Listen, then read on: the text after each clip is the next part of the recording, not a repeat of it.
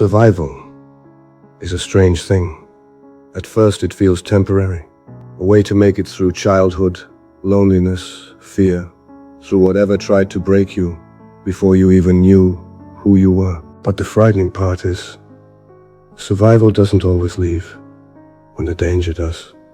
Sometimes it stays, and one day you wake up and realize the personality you built to protect yourself is the only version of you the world has ever known. People like to believe personality is something we choose, but a frightening amount of who we are is simply adaptation, wearing a human face. Some people became agreeable because conflict once felt dangerous.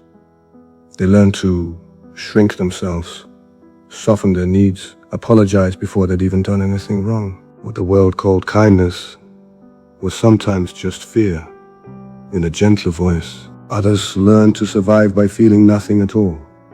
But emotional numbness is not peace.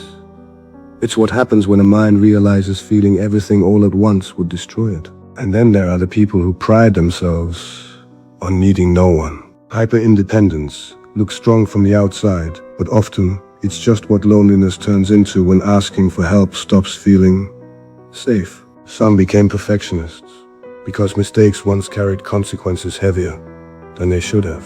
So now they exhaust themselves, trying to become impossible to criticize, impossible to reject, impossible to abandon. Others learn to survive through humor, to turn pain into something entertaining before anyone could notice if it was even real. Because if people are laughing, they aren't looking too closely at the wound, are they? And some people overthink everything. Not because they're weak, but because control became the only thing standing between them and chaos. They rehearse conversations that haven't happened yet, prepare for endings before beginnings, search for danger in rooms that are already quiet. And eventually, these survival instincts stop being defense mechanisms and start feeling like identity. But what happens when the mask survives longer than the danger? When the version of you built for survival becomes so convincing that even you forget it was never meant to be permanent. Because eventually the people pleaser no longer knows what they actually want. The hyper-independent person no longer knows how to be held without feeling guilty for it. The perfectionist no longer feels human without exhaustion. And the person who joked their way through pain can no longer tell when they're genuinely happy or simply performing comfort for everyone else. That's the cruel thing about survival. It doesn't ask for permission before turning adaptation into identity. And after a while, you stop asking yourself who you are. You only ask who you need to become in order to be loved, tolerated, useful, difficult to abandon. So you shape yourself accordingly, becoming quieter, easier, less emotional, less needy, less honest. You begin editing your humanity until it becomes digestible for other people. And the tragedy is, it works. People praise you for being mature when you're emotionally exhausted.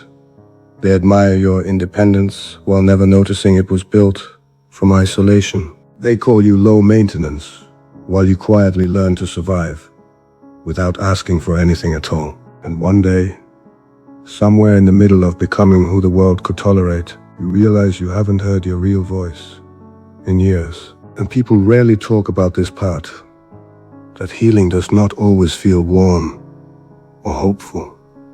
Sometimes it feels like grief, because the moment you begin healing, you are no longer just losing pain. You are losing the identity built around surviving it. And the mind resists that. Even suffering becomes difficult to let go of when it has spent years introducing itself as your personality. The hypervigilance that kept you alert, the emotional distance that kept you protected, the self-deprecation that made rejection feel easier to survive before it even arrived. None of these things were born from weakness. They were attempts to keep you alive in environments that asked too much from you too early. But eventually, survival asks for a strange kind of sacrifice. It asks you to stop worshipping the version of yourself that endured everything alone. And that can feel terrifying. Because if your pain shaped your personality, then healing can feel less like becoming someone new and more like mourning someone familiar as they disappear. Suddenly you don't know who you are without the anxiety, the overthinking, the instinct to prepare for abandonment before it even arrives. Because peace feels unfamiliar, stillness feels suspicious, softness feels undeserved. You keep waiting for danger to return because your nervous system learned long ago that calmness never lasted long enough to trust. And maybe that's why healing feels so lonely sometimes.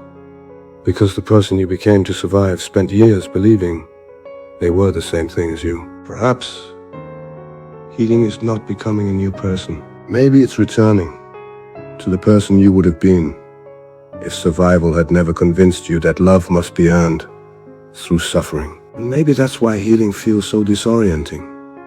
Because for the first time in your life, you are no longer just reacting. You are choosing to speak without apologizing for existing. Choosing to rest without guilt. Choosing to let people love you without constantly preparing for the moment they leave.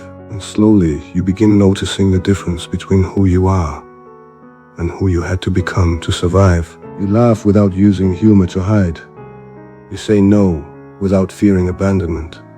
You stop shrinking yourself to fit inside other people's comfort. Not perfectly or all at once, but enough to realize something important, that the frightened version of you was never weak. It was simply trying to keep you alive with the only tools it had. And maybe healing begins the moment you stop hating yourself for surviving incorrectly. Because beneath all the fear, the performance, the exhaustion, the constant need to protect yourself, there is still a person underneath all of it, still waiting, still worthy of being loved and accepted without having to disappear first.